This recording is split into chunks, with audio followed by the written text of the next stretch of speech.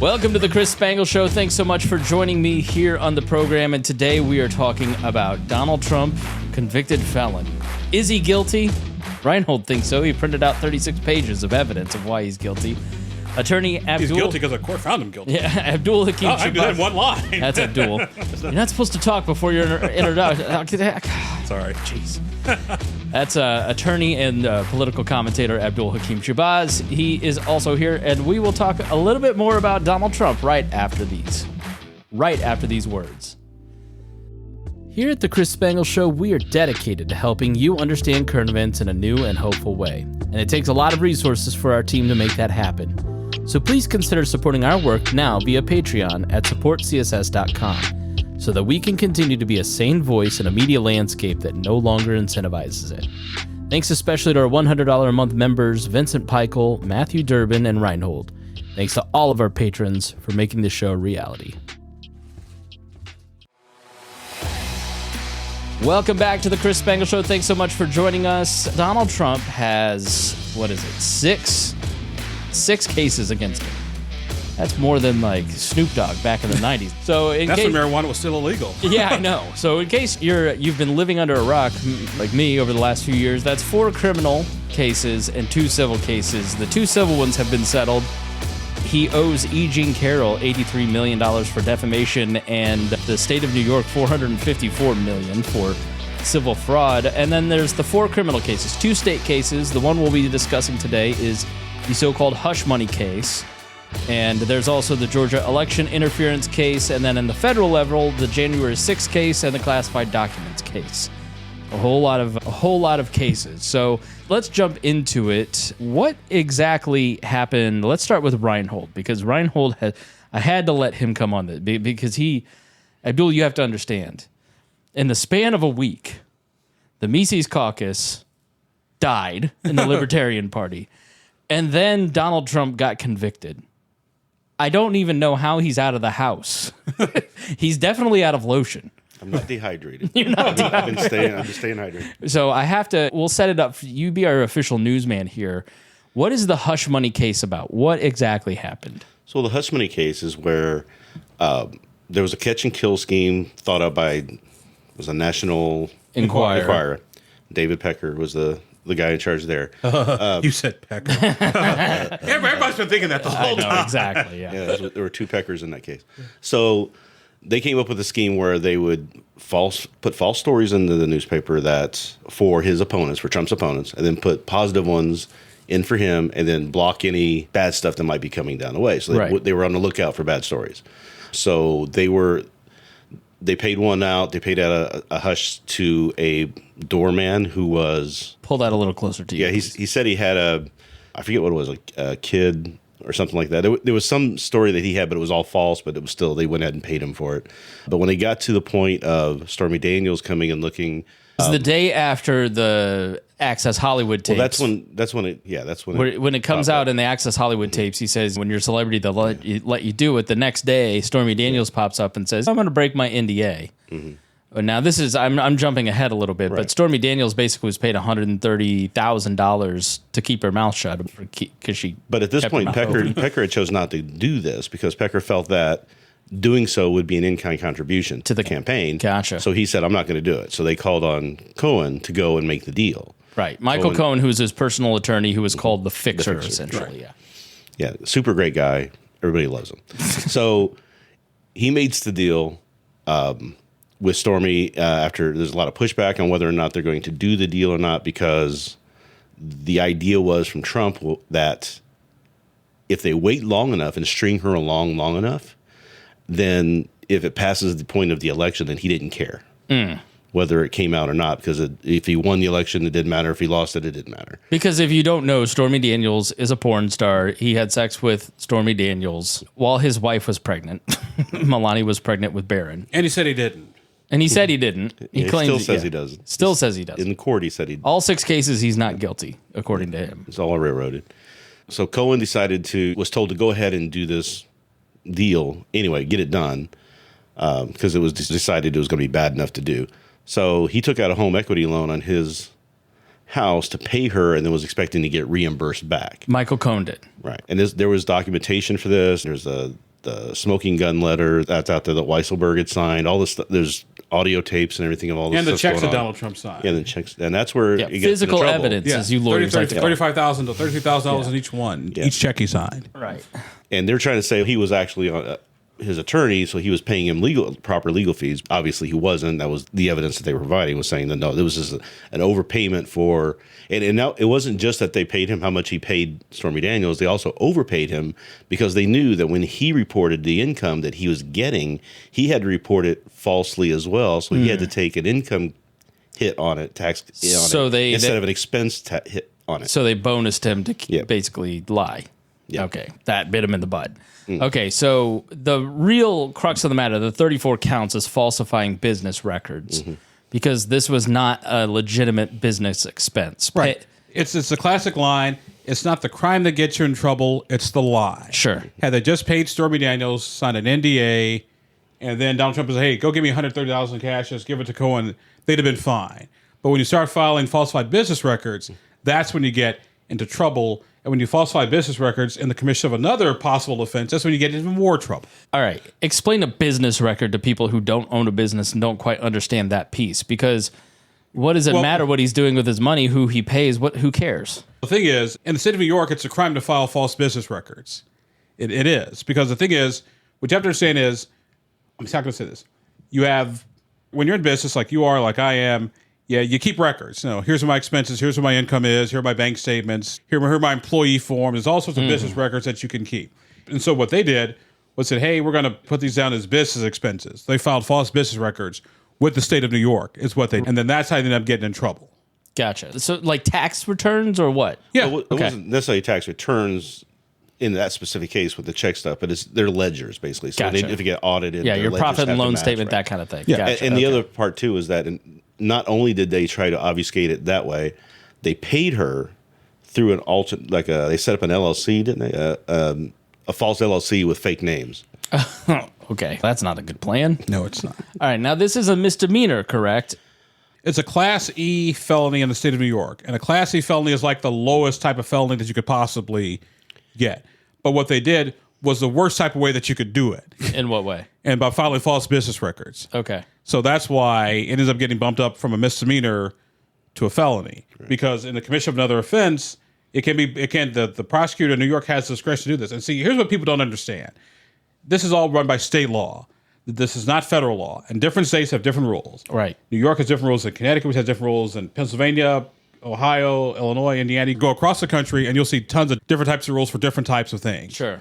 For example, somebody told me that like Indiana, you can't do that. Yeah, because it's not under Indiana law. But New York, it's a different type of law. Yeah. And by the way, in New York, which is the financial capital of the universe, you got to make sure that they specialize in white collar crime because people do this stuff all the time. Yeah, because in this specific incident, it's not an obscure crime. It's not super well, but you had some number the other day. Oh, the 17510 that he is charged with was the felony version of falsifying business records. Somebody did a check and found out since 2015, I think there were like 9,800 charges filed for that. And when I was doing some research, I found there's law firms that are out there that have actual page on their website stating here's what happens if you're getting charged with falsifying business records. And there's a whole thing about it. So it's not an uncommon thing that happens. Sure. But I was told on right-wing Twitter that it is. It's a completely novel thing, yeah. No, it's not. Okay, so where does the federal election, election piece of this come in? Because I had read somewhere when this first came out that these are misdemeanors, but in service of another crime, they become felonies, which is why this got bumped up. And so the crime that they never put into the affidavit or whatever you file, the actual indictment, excuse me, in the presence of an attorney and sometimes judge, that they never specified that crime, that they never had to prove that crime. They could just say, look, this was an election violation on the federal level, and he was trying to hide this from voters, and so therefore that's a crime, so this can be a felony. Once again, this is all state law, and in the state of New York, it's an offense to. I'm trying to figure out how to say that. I'm trying to figure out how to put all this in English because I've been watching this religiously. Matter of fact, I got to serve on a jury in a couple of weeks too. Okay. So that'll be fun. Oh boy. Yeah. He'll be all 12 angry men. Exactly. So in a nutshell, you have the one offense, which is the falsified business records. But if the business records are filed in the commission of another offense or to conceal another offense, that's when it bumps up to a felony. And the felony here was campaign finance stuff. Now, I think they have grounds for an appeal because the state offense was backed up by federal offense. And so the question is, can you state law to enforce a federal offense, which I think 6 in one hand, half a dozen in the other. But that's one of the things that could possibly appeal on. This whole thing about the judge was unfair and the jury, we'll get to all this that. other crap. Get the hell out of here. If the FEC looks at it and doesn't take it up, then who cares? Is it really a crime if the FEC looks at this and they don't consider it a crime? If I shoot you and the cops don't arrest me, did I murder you? I still committed a crime. Just haven't been prosecuted for it yet. I don't know. Did you commit a crime, or do you have to be convicted of the crime? You're innocent until proven guilty. If I shot you, I was probably getting a medal for public service. Just ask your wife. But why does the state get to declare, if the feds didn't say this was a crime, who are they to determine? And it's not in their jurisdiction. And that's why I say if there's going to be grounds for an appeal, that's possibly one of them. Okay. You wanted to say something, Rhinehold? The thing is with this is that the federal election is one of the 3 offenses that they've marked in their in the case as the alternate crime. The second one would be, what was it here? The tax fraud, because they paid Cohen to extra money in order to falsify his tax records, stating that he was getting this as income as when it was supposed to be. And this is why Cohen was arrested and convicted, and then how did he get out early? Essentially, he pled guilty because he said that they were threatening his wife and family with putting them in jail too. So he pled guilty, went to jail, then he got out for COVID-related reasons or something like that. He got early release, and he got put back in, then he got back out again. So okay. All right, but so that's one of them. The other one is a New York statute, 17152. We don't care. I know. Go ahead. That's another campaign finance, not campaign finance, but a campaign election interference law that New York has. And they say that this was part of that campaign interference.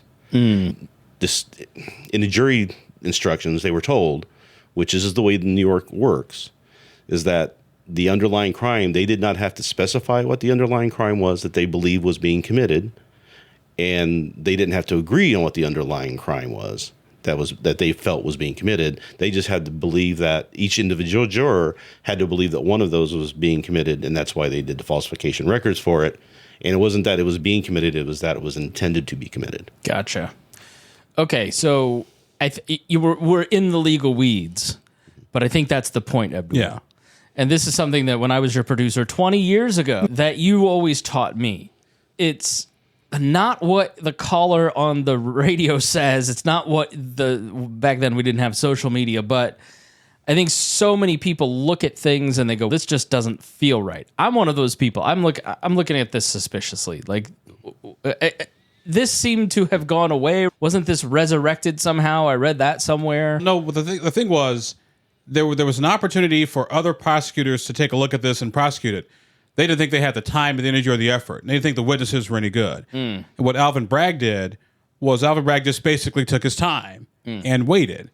Because once they just started, when Donald Trump was, 2018, when he was still president, they started looking at everything. And then it came through. And by the way, this whole thing about the statute of limitations in the state of New York, the statute of limitations toll, which basically means they stop if the person is in and out of the state all the time. Right. And Donald Trump was rarely in the state of New York between 2018 and 2020 because he was president. This whole thing about what this whole thing has showed me is that most of the public knows jack and squat about the legal system and how it works. Sure. And Jack just left town. Some of the commentators, the law commentators who are attorneys on TV getting on there saying some things too that are like concerning as well, that just doesn't match up to what I've been reading when I look at that stuff. So yeah, in other words, the facts. Yeah, because the other thing too we didn't keep in mind. This is why I'm slowly, the media person in me loves to have cameras in the courtroom. The lawyer in me is I don't want people showboating and just get out of control. It's what ruined Congress. Yeah, C-SPAN ruined Congress. It turned it into a platform for ostentatiousness. My thing is, I would much rather have cameras in the courts where we can all look at. We may not agree on what happened. At least we're all looking at the exact same thing. I know, but it really wouldn't matter to the people who are going to. The thing about a lot of the right-wing media, especially, is that it doesn't really matter what the facts are or how the system works. We're going to tell the story we want to tell, amplify that, repeat it, and then make that reality for people until it becomes our reality. So it doesn't matter if there's video. There's video of January 6th, and it doesn't matter, right? Because they believe a totally different story. So I have been arguing with people on Facebook and Twitter for the past couple of days about all this. Mm-hmm. And then I realized the best way to argue with these folks is don't get personal. Don't be snarky, just in your very calm voice. But are you sure about that? Why? Turn into Socrates. Yeah, just show me your evidence. Yeah. And I basically put out a thing the other day. Okay, if you think Donald Trump got railroaded, then I'll give you space for a 600-word essay on why you think he got railroaded. Only had one person take advantage of it, and that person was a criminal defense attorney. Okay. Everybody else. What was their argument? It's actually pretty detailed. He went through. I didn't agree with it, but he went through the thing about the jury instructions. About witnesses. For example, people say that Donald Trump was allowed to call witnesses. Yes, he was allowed to call witnesses. What about his FEC expert? You could have your expert, but your expert can't testify what the law says and what it is, what it means. That's the judge and the jury's decision. Right. You can talk about, hey, when you file this, you can talk about the process, yeah, but you can't talk about the law.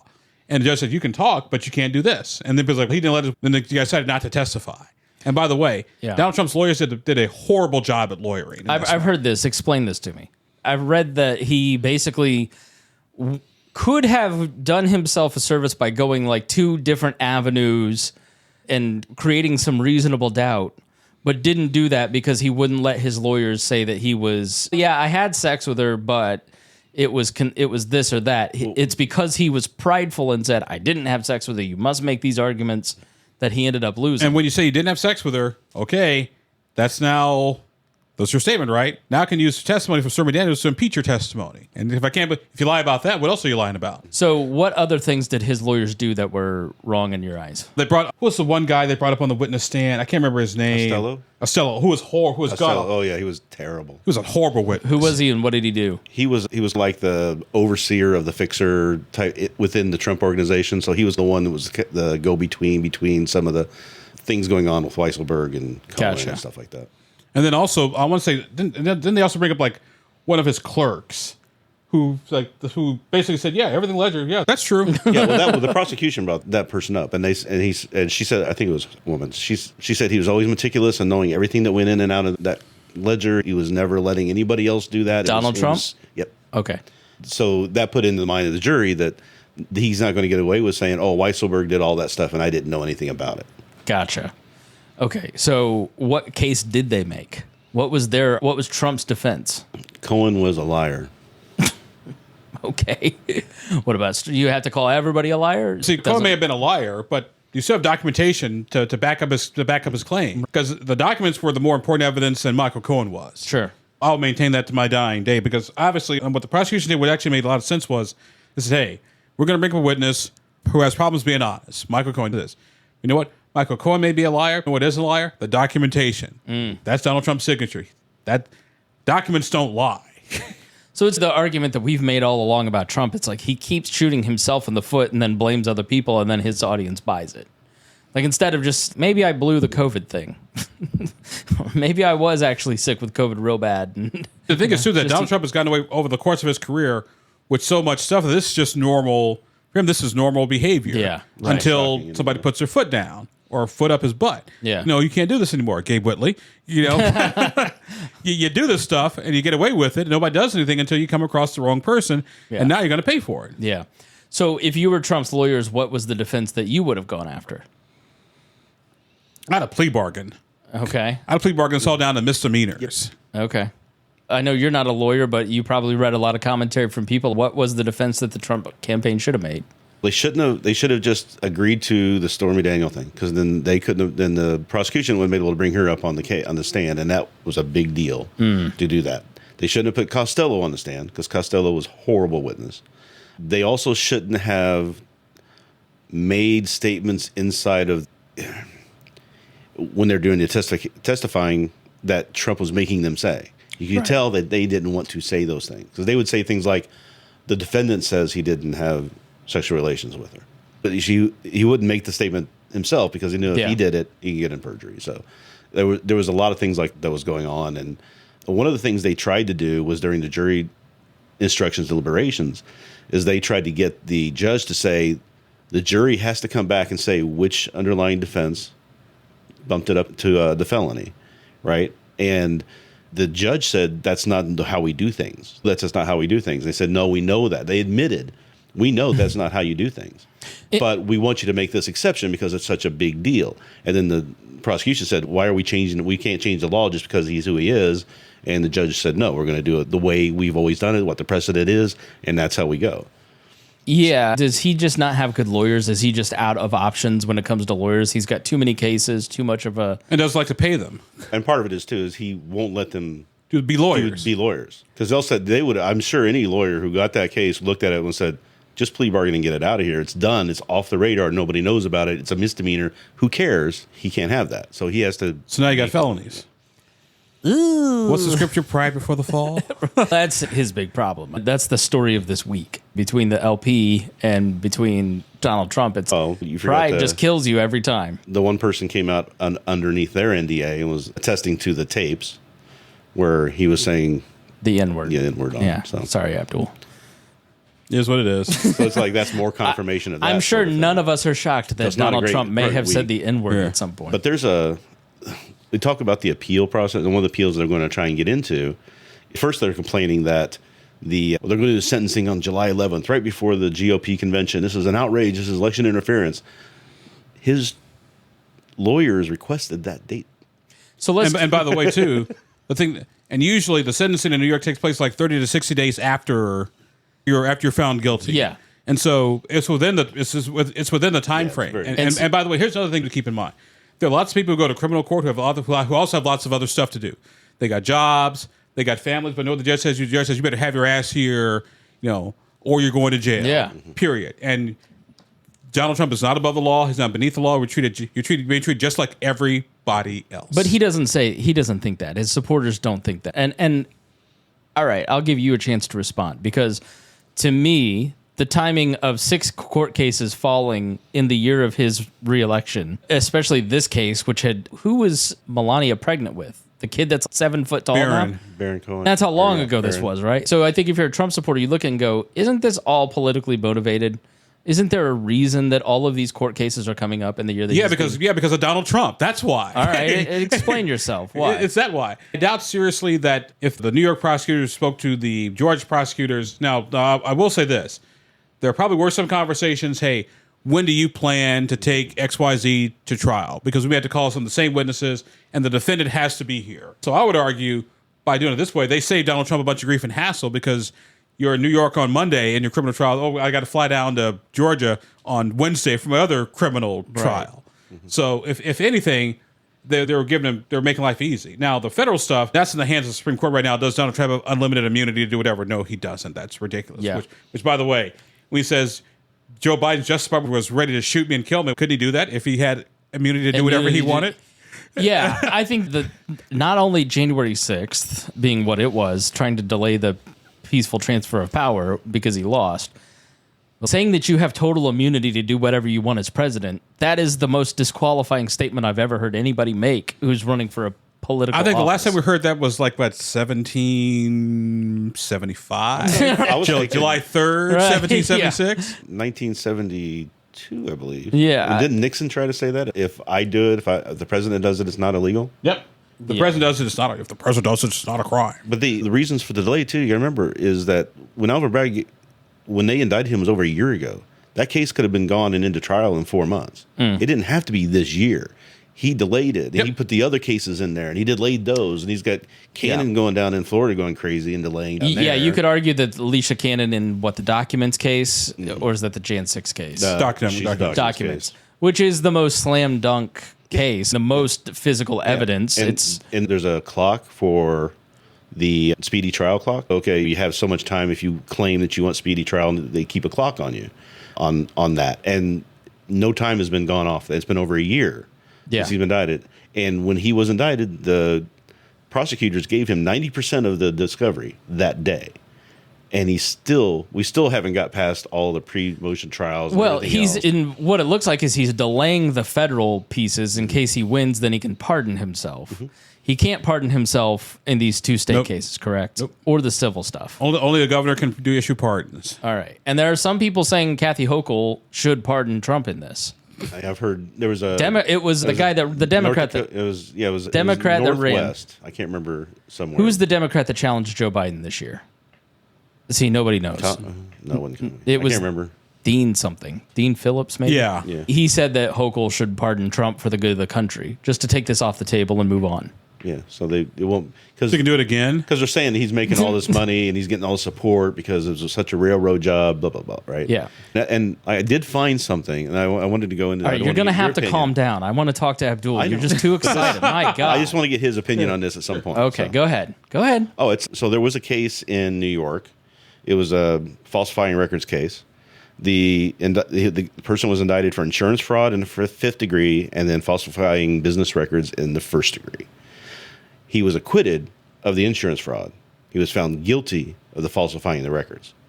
And it states in here when they tried to appeal it and got denied, that although the jury acquitted defendant of insurance fraud, which is the crime the people alleged the defendant intended to commit or conceal by falsifying business records, the jury could convict the defendant of falsifying business records if the jury concluded the defendant had intended to commit or conceal another crime, even if he was not convicted of the other crime. So they allowed that to go through on appeal, even though the underlying crime he was acquitted of. Welcome to New York. Yeah, so the appeal, I think all the Trump people are like, oh, he's going to win the appeal. How does the appeal process work? Let's actually go to not the signing statement, but the jury instructions. What are jury instructions, and what was different about this that the Ben Shapiro's of the world have seized on?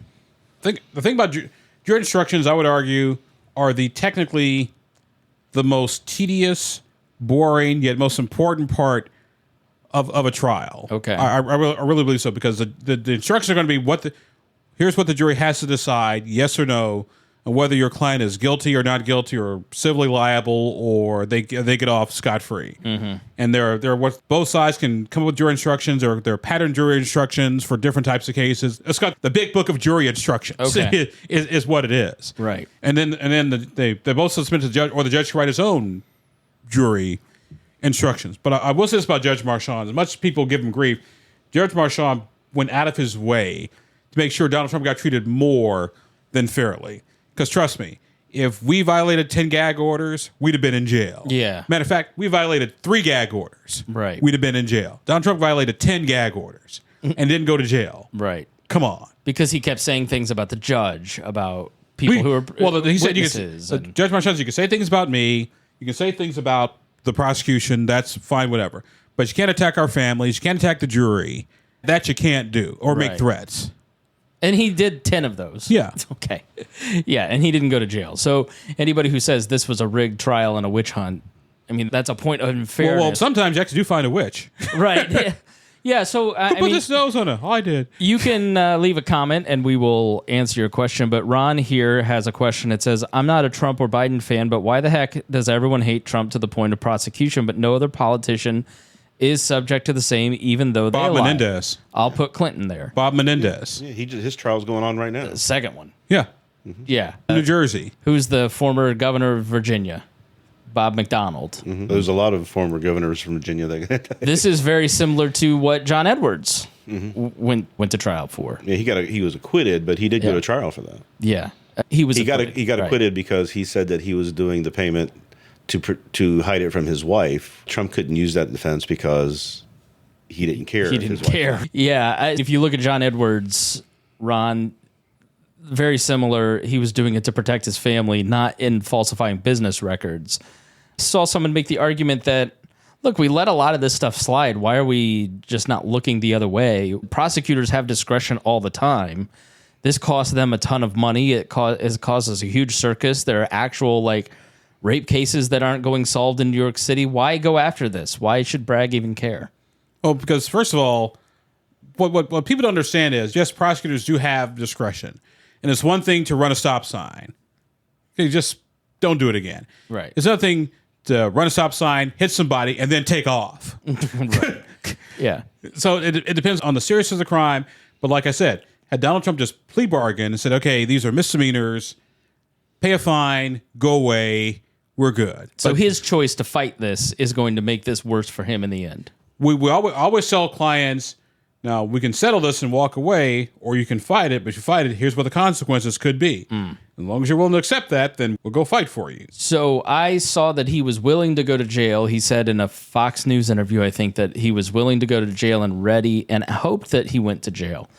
It seems to me there's a little bit of milking this, right? Moving that interview to the day before the convention. He raised $50-some million. And I got this ridiculous email from his campaign. Witch hunt. So support our fight against the witch hunt 17 times. Just this is all rigged, blah, blah, blah, blah, blah. I don't know that I buy the argument that this is going to get him reelected. I could see it in one way. When you look at the 2016 election, the media, the earned media that he got was like worth $200 million or some ridiculous amount, and that's what helped propel him over Hillary, is because he was such a novelty, the news couldn't stop reporting on him. This time, we're not going to do that. We're not going to do that again. And then every block on my DirecTV is Trump trial, Trump trial, Trump trial, right? Maybe it has that effect of reminding people of Trump and drowning out Joe Biden. That's because the media and Trump have this unholy relationship. Yes. They need each other. Yeah, it's like that Sam Smith song. Yeah. Yeah. But I would also say it has the power to remind the people who actually matter in this election, the independents, the swing voters, of, God, I don't want to go through that again. I'm so done with his drama. In a tie election where Joe Biden and Donald Trump are basically 40, 45 apiece, Yeah. you got those 10% in the middle, and this election will be won or lost in the margins. Yeah. And if you're a person who hasn't made up your mind yet about Donald Trump or Joe Biden, you may not like Joe Biden, but you certainly aren't going to vote for Donald Trump. If you're more likely an independent voter. Because I want to say, I saw some polling data recently that said like 52, 56% of independents say they would not vote for Donald Trump. Yeah. People just don't want the drama again. It was enough drama already. But then you go out to eat and it's $75 for you and your family of 3, and you're like, maybe Donald Trump I don't care if he's in jail while he's president. I've been arguing for presidents to go to jail for 10 years. A lot of the reason why the inflation went up was because of stuff that Donald Trump did. Oh, yeah, but you can't argue that to a Trump person. And you can't argue that to a right-wing person. He was also the one that went out and got gas prices raised. Yeah. It's the greatest con in history. I love the line that when Donald Trump was president, gas prices were only $2. Yeah, that's because nobody was driving because we're in a COVID pandemic. You moron. Well, you passed 2 stimulus bills, right the third, get mad at Nancy Pelosi because it wasn't big enough. You give everybody money. You put Fauci in charge of the response. You created the inflation, and then you acted like a fool and lost an easy election to a guy that meandered. It reminds me of the kid who murdered his parents and asked for mercy on the court because he was an orphan. Yes. I really got him. He's the worst president ever. Don't remember anything I did. It's just unbelievable to me. I just want to see how you run for president from a jail cell. That's all I want to see. Or under house arrest. It's been about 100 years since that happened, hasn't it? Yep. Actually, the last person to run for president from jail was a guy from Indiana. Eugene Debs? Yep. Because I'm working on getting a hold of Indiana State University, which is in Terre Haute, where Eugene Debs' home is. Yeah. To see if somebody's ever done some research on him and tell that story. Yeah. My grandfather was named after him. I'm not going to burst your bubble, but Adam Wren just wrote that in Politico. I know. Okay, all right. Yeah. So Eugene Debs is somebody that I was really inspired by because he was the biggest third party 100 years ago. And so when I was executive director of the Libertarian Party, I studied him a lot. And when you look at their platform 100 years later, Obama was implementing a lot of what because they had moved the country so far. But how did he do it? What mechanisms did he build? And going to prison over the Espionage Act was a huge piece of his likability to the electorate. So really fascinating person. It's good you're doing that because he's somebody to look into. So let's go back to the appeals. How does the appeals process? I read somewhere that Republicans think he's going to get this appeal because of the jury instructions and these are all wacky. And I still don't understand what are Republicans specifically objecting to in the jury instructions? Because first of all, to file an appeal, you have to argue not only was there trial error, but it was more than what's called harmless error. In other words, the error that was committed by the court had to affect the outcome of the case. Okay. And first of all, and then, by the way, prosecutors, if Donald Trump was found not guilty, it would be done and over with, because the prosecution can't go back and appeal again, because that's double jeopardy and a bunch of other crap. So that's point number one. And point number two, there's no guarantee that the appellate court will take it. That's number two, because they will say, no, we're good, we're fine. If they do decide to take it, then there's what's called a briefing schedule. Hey, put your briefs together. You got till XYZ day to put together your appellate briefs. And then if the appellate court wants to hear oral arguments, they'll schedule it. But 9 out of 10 times, your arguments are made. Most cases are won or lost on the briefs. The oral arguments are just ice on the cake. The judge may have a question or two, and even then, a judge could ask you tough questions, but that doesn't mean they're going to rule against you. They could be like, hey, I'm on your side. I want to make sure that you have your arguments straight. So the likelihood of Donald Trump getting an appeal on an appellate court of appointed Democrats. But here's the thing, though. What do you think? Republican, Democrat, it doesn't matter. Why? It doesn't matter what the judge's affiliation, because the judge has been taking an oath to uphold and defend the law and the Constitution. Let me change this so people can see my face. I hate to be the bearer of bad news here. Now, you're going to tell me hold on that the judicial system is non-biased. I'm not saying the judicial is non-biased. I'm saying the judicial, for the most part, is fair. Because I can have an opinion, and that's perfectly fine, because we don't leave our opinions at the door. However, we still have to follow the law. Now, you can have a conservative interpretation of the law. The words are what they are. You have a more progressive interpretation. To me, that is more of how we define a judge. Is a more conservative judge or is a more progressive judge, not Republican or Democrat. Because I argue a Republican from New York is like a Democrat from Montana. Yeah, no, when we do these stories on judicial stuff, it's never, you do Supreme Court shows, it's never what matches Twitter and the left-right debates. It's always process or procedure or and by the way, and here's code or something. Most appellate court decisions are usually, Supreme Court decisions are like 7-2, 8-1, 9-0. Right. The 5-4s are actually a lot more rare than people think. Yeah.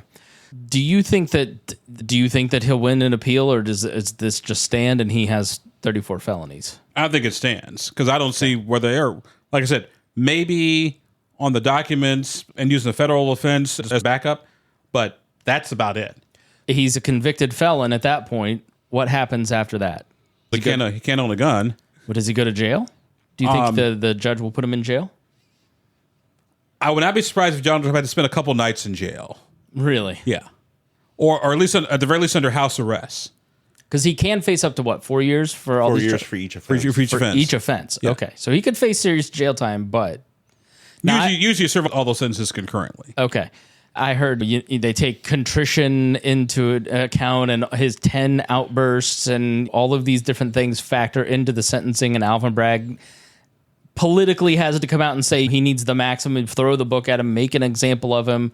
And so the judge may not want to do that, but... See, here's the thing. The other thing in criminal matters is when it comes to sentencing, both sides will submit their recommendations for sentencing if the defendant is found guilty. Okay. Obviously, the prosecutor is going to ask for as much time as they possibly can. The defense is going to say, hey, how about just probation and house arrest and stay off of Twitter? I argue if you kick Donald Trump off of Twitter, that would hurt him more. Yeah. Than anything. He disappeared there for a long time. Yeah. Because his lawyers told him to shut up. You're getting us in trouble. That's what you're doing. You're costing us money. Yeah. Idiot. I was going to say asshole. Can you say asshole? Yeah, you can curse here. I'll say asshole. Okay. Well, within reason. Yeah, within reason. Yeah. Yeah. So both will submit their reports. Then the judge will make his recommendation, and that'll be it. Okay. I can't imagine he goes to jail for any serious length of time. What about you, Rhinehold? I don't think you would get a long-term jail sentence. I would probably see like in 90 days and then a probation for 3 years. Maybe. Have an orange jumpsuit to end. match the orange skin and the orange At the hair. high end. Yeah. So if he's on probation or house arrest or home detention or whatever, is he just confined to Mar-a-Lago for the rest of the campaign season? If they confine to Mar-a-Lago. Okay. So they could say Bedminster or his New York apartment or whatever. Yep. Yeah. And they could just give him probation too, which then if he travels, he has to keep checking in with this probation officer on all the travel. So they would have to have a probation officer basically on their travel team, knowing where he's going to be. Just imagine the Donald Trump ankle bracelet. Yeah, we had a meme to that effect. I guess what I can't wrap my head around is I just watched the Martha Stewart documentary, which both hosts of The Apprentice are felons now. I'm so used to rich people being treated differently that I can't and I'm around a lot of them. I just can't imagine like Donald Trump calling his probation officer and acting like a regular person, because he's the most irregular person I think that I've ever seen. Yeah, but a lot of criminals are regular people. That's why they're criminals. I guess that's a point. Yeah, that's a fair point. Yeah. I was in court today for East Paul Hatches, the Center Township constable who's gotten in trouble over a bunch of stuff. And it was interesting just watching all the guys come through. The judge had to tell one person, hey, pull your pants up. Take your hat off. Right. Why'd you come to court in a t-shirt and blue jeans? No adherence to the norms of society. Right, which is why you're here in the first place. Right. Yeah, I think as a parent, like that's something I've really focused on the last 5 years, because you have to teach the rules of society, because if you want them to get to the position you're in and further, you have to be good at networking, you have to be good at working with other people, you have to be kind, you have to have these values. Donald Trump displays none of those, which is, I think, to your point of nobody's told him no. Who's the last person to tell Donald Trump no? Probably his wife. And so he goes out and hires Stormy. But that's, I think, and we can talk about the right now, because I think you guys have done a great job of explaining what happened and why it is this way. Because I guess really what you're saying is you can cry that this is a witch hunt all you want if you're a Trump supporter, and you can look at this as a vendetta. But once you get the indictment, which is what his mentor, the mob lawyer, always told him, just don't get the indictment. Because once you get into that process, you're in their hands and they control you, and you can't get out of that system. It happens to a lot of young men, too. This is no longer a political process. This is all a legal process. And it's so much different than the talk radio world. There's a legal process, there's a legal world, and there's a political world. And Donald Trump has been going back and forth. And I think sometimes he forgets which world he's in. Because he'll do things in court. No, you don't. Sit down. What are you doing? Yeah. No, don't close your eyes. Don't sit there and look disinterested. Hold your head up and shut up. Right. And do what I tell you to do. But in the political world, Donald Trump is the boss. And he can do whatever he wants. Okay, that's fine. You can do it in the political world. He was the president, for God's sake. Yeah, but here, we're in court. And then the court's a whole different rules, and you're playing a whole different ball game. Does that just blow your mind that like a president is sitting in like a low-level court on some misdemeanors? I see more of it myself. I know. It made me a little, never mind. Mm-hmm. I mean, you have actual court experience. I've never been in court. But to me, just the idea of a president sitting there being told to open your eyes, you're in court, you're not in charge here, is such a funny, weird thing. And also, other presidents have been in court before, too. Bill Clinton's been in court for, deposition stuff. I want to say either Mitch Daniels or Eric Holcomb did a deposition on the whole computer IBM thing a few years ago, whatever that was. So it is not uncommon for a president to run contrary to the legal system. This is why a president has good lawyers to keep him out of trouble. Yeah. And it's one thing when Donald Trump says, I could have made it, they can go after anybody now. You could make a mistake and get in trouble. No, you have to have intent to defraud and commit a crime. Yeah. A mistake is when you don't wear your seatbelt. Not when you file false documents to hide that you had an affair with a porn star. Raid the White House and take all the classified documents with you. Oops. I can't believe I did it. I think so. That again goes back to the right, because you and I started working together in 2004 at a talk radio station. You've been in talk radio longer than I, but we've been around it for a long time. You work at a local talk radio station. Donald Trump talks like every caller I ever screened for you back at WXNT. And it seems like talk radio has completely taken over the Republican Party. And it really controls the thought. There is no National Review. The Bulwark doesn't exist. Dispatch isn't widely read. There's no intellectual mooring to it anymore. It's just like a mood, how I feel today. And I feel like Donald Trump's not guilty. Sounds like the left, doesn't it? Yeah, that's a good point. Expand on that. Oh, at the end of the day, what was it I said? It's like an old college protest. People protesting on the quad. Yeah. Eventually, the far left, they go so far that they end up right back in the same spot. Put your signs down and walk across the street and pick up the other protests. Yeah. Pick up the other protest signs. And this thing, and I understand the psychology of the Donald Trump supporter, because Donald Trump has basically personalized their politics. When he says, if they're going after me today, next they're going after you. If you're falsifying government documents to hide an affair with a porn star, you committed a crime. So yes, they're going to go after. His Wednesday is unlike any. That would be the craziest thing that ever happened in my life. Like just pick a Wednesday for Donald Trump and it'd be the craziest day of my life. And he's not like me in any way, shape, or form, or you. And the other thing too to keep in mind, which is why a lot of Republican politicians have become so almost cultist sycophants, is they're afraid of the Trump supporters. Yeah. That's what they're afraid of. If I say something bad about Donald Trump, then I'll get a primary challenge, and this primary person will beat me, so I better say something nice about Donald Trump. I'll say this is a witch hunt. I want to say, who was it? The governor of Maryland or U.S. Senator from Maryland said we should respect the process. You could have swore he said, no, there's no Santa Claus. Larry Hogan. Yeah. Yeah, and his campaign ended like the next day. Yeah. Now, he's always on MSNBC poo-pooing Trump, but what effect on local politics? One of the concerns that I have about all this is here in Indianapolis, we have a pretty good ecosystem of people that don't put party first. They put the public first. They try to say, all right, what's going to make Indianapolis and Indiana a better place to live? There's a lot of cooperation amongst non-government organizations and government organizations, and you could call it the elite and the cabal, but it's really everybody looks at it as a partnership to grow jobs, grow the economy, and get everybody moving in the right direction. That gets threatened when you start electing a Mike Braun, a guy who doesn't really have any interest in any of those conversations of how to move things forward. He's just there because it's a vanity project, and he's got the Donald Trump endorsement. And you start electing Jim Banks, who is a very reasonable person, but is very unreasonable on Fox News, because that's what it will take to get himself elected. I'm seeing creeping into Indiana that Trumpian politics. I just watched the Libertarian Party die because of that mentality. How much longer do you think the Trumpian politics burns itself out over the next 5 years, and local and state governments can get away with being normal and doing some of the sidewalks and fire management and all that? Or does this just burn itself all the way down to city councils and county councils? Let me ask you this. Whatever happened to the Tea Party? Morphed into Trumpism. And this will morph into something else. Yeah. Not nature, like my ex-girlfriend hates a vacuum. Very nice. You're going to get canceled with that kind of talk. Yeah. Yeah, I know. You and Charles Barkley. Why don't you buy a wife a watch? Feel free. That means I have one less job I have to worry about. Great. Yeah, but on the local level, you're so much closer to it. Are my concerns about You'll have some elected personal politics? You'll have some elected officials say, "Hey, this is a witch hunt." They'll make their statement, then they'll move on, because the attention span around these days, like it used to be the length of a music video, which is 3 minutes and 35 seconds. Sure.